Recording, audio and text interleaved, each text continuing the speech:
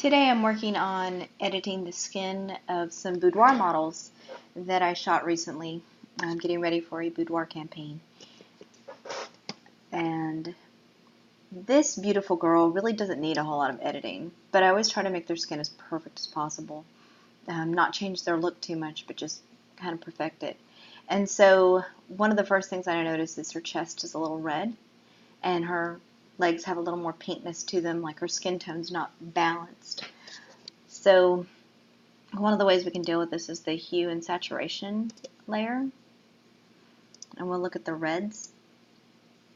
And we'll take a dropper and we will look about the skin tone right here. It's a little, that's where it's kind of too pink. And then slide this hue slider all the way to the left. And then what you're going to do is you're going to take this little adjustment bar down here and you're going to move it until you just get the part of her skin in this purple blue zone that needs adjusting, and you can move these back and forth a little bit too to kind of fine tune it. And you play with it until you see like this is where all that main redness was. And so we know that that's pretty much where we want to be. We've got that isolated. And so what we'll do is we'll bring this back to 0, and you see now it looks exactly like it did. But we're going to drag this hue layer, this hue slider, over to the right until that skin starts to blend with the rest of it. Right about there looks really good. I'm not going to stop there. We're going to invert this layer and just paint it back on where we want it. Because we don't want to take the red out of the wood. We don't want to take the red out of our lips. We want it just where, exactly where we want it to be. So we're going to get our brush and we're going to paint the white to reveal this layer. And I've got my opacity at 100% and my flow at 5%. So we can just kind of do it gradually. There we go. We can take some of this other pink out too. We don't want it to be too pink. Get the legs. Right here. Don't want to take away from her little rose over here. Get her hands. And then, since all of us have a little more pink than we want in our nose, we'll head over there with the nose and under her eyes, avoiding her lips. And so you can look and see everywhere we've painted on her to take out the red. And so here's before and after. And that evens out the color of her skin.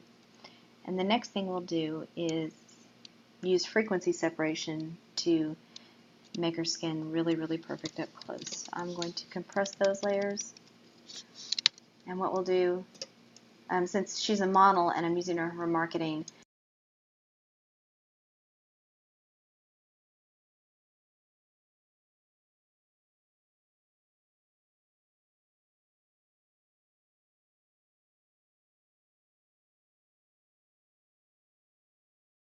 there's a video on how to do that exactly on one of my other recordings. So if you don't already have an action that does that and you want to make your own, just go back and look through some of my previous videos. So the high frequency, it handles texture. And so you want to use your clone stamp and find a texture that's the same as whatever it is you're cloning. So like I want the texture of her skin here.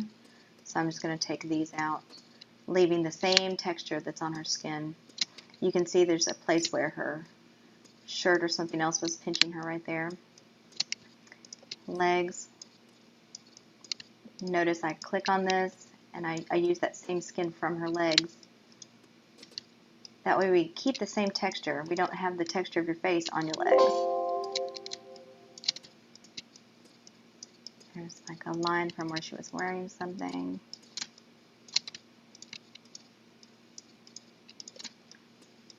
We take all of that out. Notice there's no more pink in her chest. Now when it comes to people with freckles and moles, you got to make sure that the texture you have, if you're going to keep using the same spot, doesn't repeat too much. So you don't want to put the same mole or the same freckle back over and over again. So you got to be kind of careful of that. And I like to leave some. Like, I like it to look as natural as possible. Then we'll notice I'm using the same skin that's on her chin.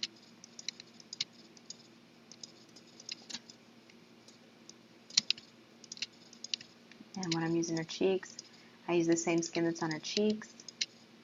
Right here by her nose, that same skin. And then I like to change the opacity on my brush to make it a lot lower, not the opacity, the flow. I change it down to 30%. So instead of it being 100% where it clones whatever I show it, I'm just going to lightly clone right here to soften the circles under her eyes. We don't want them completely gone because that's part of her look. Don't want to make somebody they don't recognize. And so you can see before and after, I just cleaned it up. And I'll continue to work on this, but you get an idea of exactly how, if you have Photoshop, I use CS5, Adobe Photoshop CS5 for all of my editing. But if you have any version of Photoshop, you should be able to do any of this.